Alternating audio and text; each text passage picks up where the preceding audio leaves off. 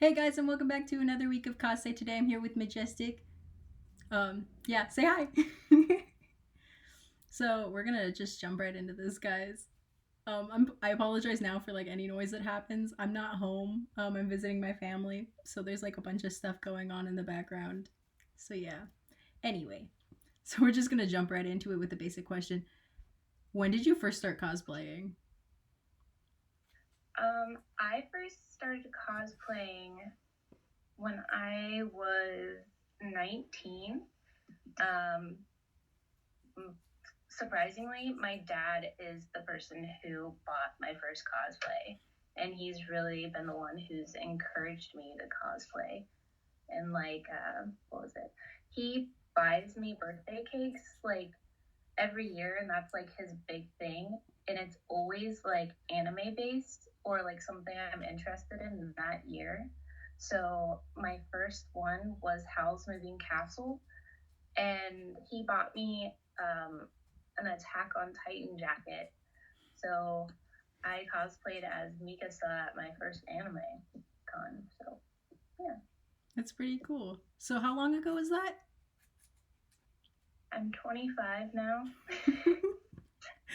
So about 6 years? I'm old. No, you're not. So how did you get into cosplay? Like I know you said that your dad bought it for you, but like how did you like find out about it?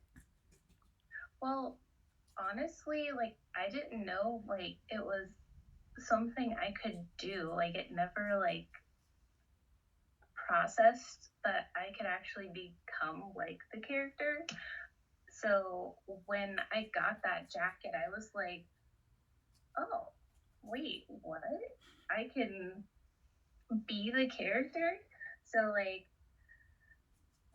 yeah, it really clicked more within this past year with TikTok because watching the videos of people doing that, I was like, wow, that's something, I can bring out a little bit more. Because with the Attack on Titan one, I was rocking my own hair and just a jacket and some crappy little scarf. So definitely within the past year, I feel like I've evolved with my cosplay. That's awesome.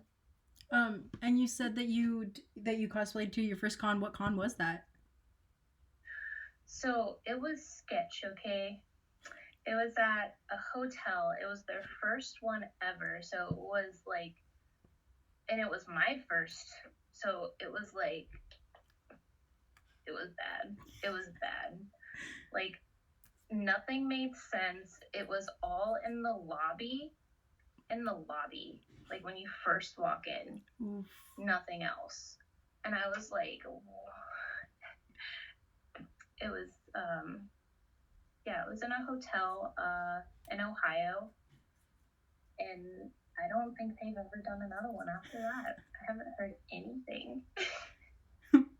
Well, that is pretty sketch.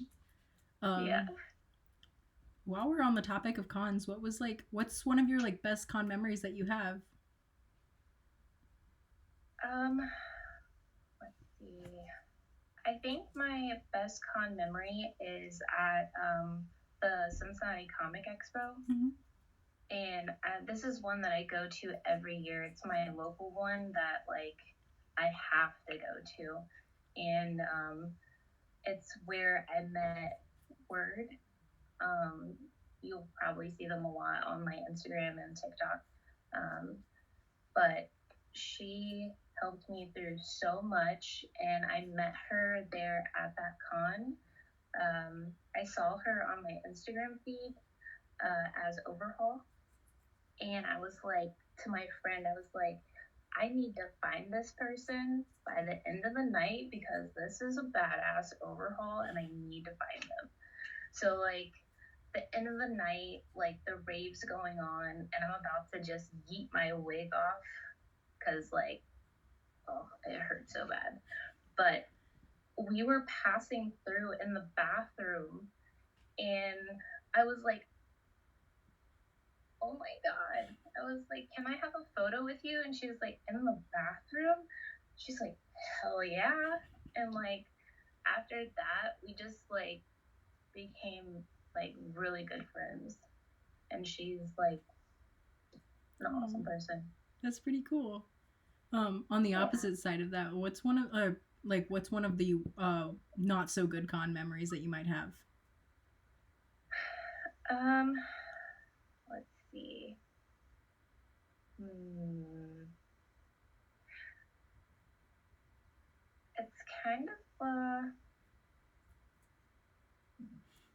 It's cool if you don't have I one. really don't have any. It's mostly like the bad situations or when my props like fail on me, Mm-hmm. and like walking around with like my belt for my Bakugo cosplay just kept like falling off. So I literally had to walk like him, like just to keep the belt from coming off.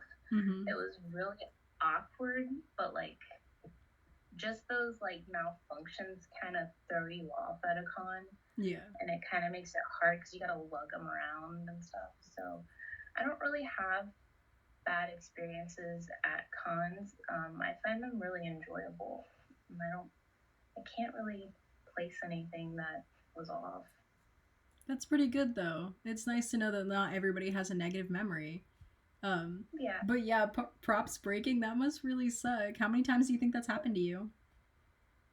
Um, it's happened so much that I now pack like fabric glue, like gorilla glue, duct tape, like everything I can think of.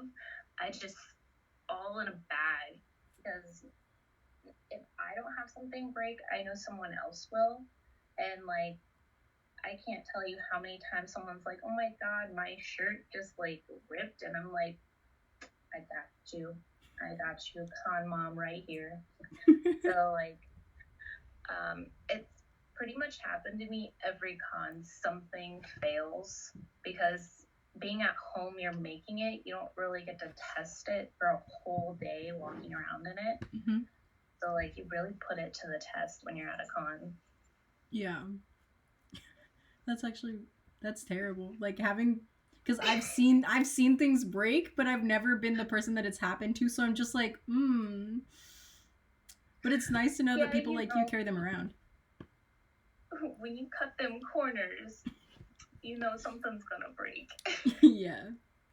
But you're like a one of those what are they called? The hospitals. I know they had one at home Yeah, at. I love when I see those. I appreciate those people so much. I saw one at KatsuCon. That was the first one I saw. And this guy was just doing everything for free. Mm-hmm. And like my friend, like I forgot my supplies at the hotel, and I think her gears for Kirishima were kind of coming apart because I cut some corners making them, and he was able to glue it back, and he's like no charge, and I was like I want to pay you, so I gave him like he would only take candy, and it was Valentine's Day, so I happened to have candy, and I was like, dude, you're getting something. That was just like awesome of you. Yeah. That's pretty awesome. Once this quarantine's over, what other cons are you planning on going to? Okay, so I have a con that I go to for my birthday every year. Like I said, my dad's like a huge supporter of my cosplays, and he takes me to Horror Hound every year. And it was on my birthday this year, which was March 21st, but it got canceled like maybe like a week and a half before. Mm-hmm. And I was like, no. So they're rescheduling that in May. So HorrorCon, and then Cincinnati Comic Expo would be the next one, unless someone asked me to go to one during the summertime. And what about cosplays? Do you have any like cosplays that you're gonna start working on to reveal then? Um, so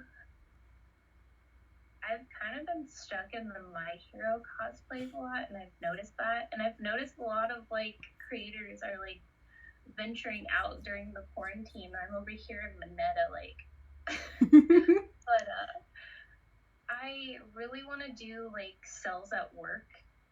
I don't know if you've seen that anime on Netflix. I've seen a few episodes, yeah. Yeah, I love it, and I want to be White Blood Cell. Oh, please do. You'd be such a good one. Oh my gosh. So I'm working on it, and there's actually I got some Amazon gifts today, so I'm gonna be working on it. Awesome. Yeah. So that's one that I would like to take out because I have a few friends that want to do like the platelets, Mm-hmm. and I'm gonna do a coat of platelets. I've already got the hat done and everything, so I'm excited for that. That'll be awesome. Yeah. Well, on the topic of cosplays, what's the one? I know how to speak English. What's the cosplay you're most proud of that you've already done? So I want to say the Finn Bakugo because I worked so hard on that one in such a short amount of time. Like with the grenades and stuff, Mm-hmm. that was a hot mess, and I did that like. So something happened, and I wasn't going to go to the Cincinnati Comic Expo, which is where I debuted my like female Bakugo. Mm-hmm. And my friend was like, you know, you should go. And I was like, okay. So it was like less than a week before, and I had nothing.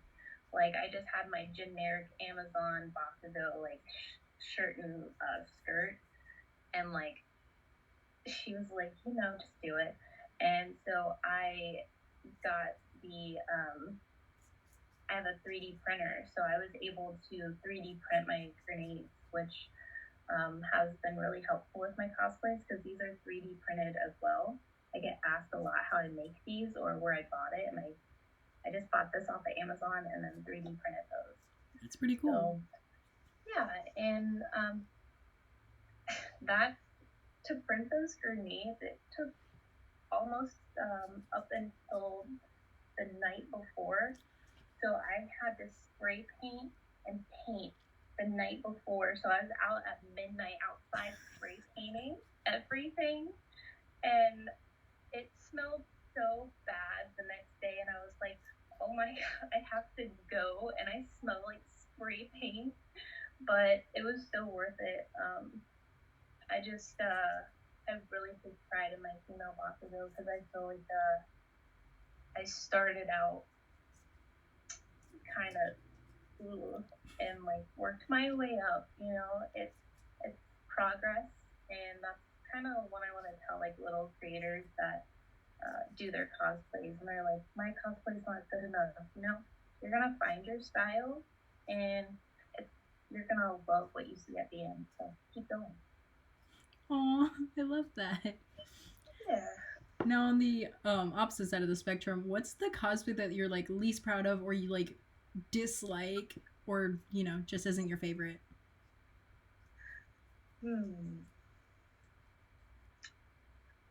see.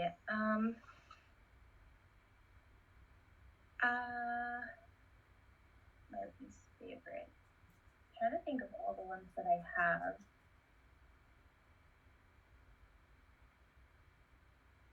My least favorite.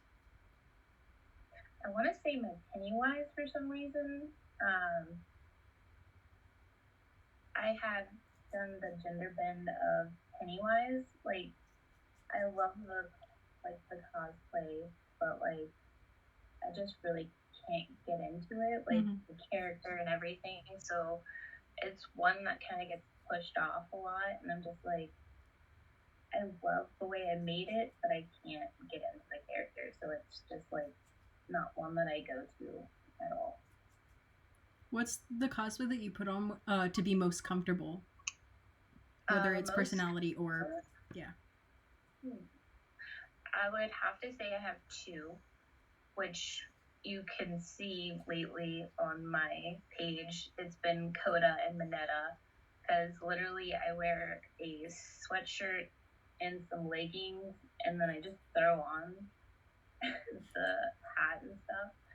But Mineta, like literally, I feel like I can do anything, and I'm kind of scrolling with it because people keep saying it's hot, and I'm like, I'm literally just putting on eyeshadow, so I don't understand what you mean.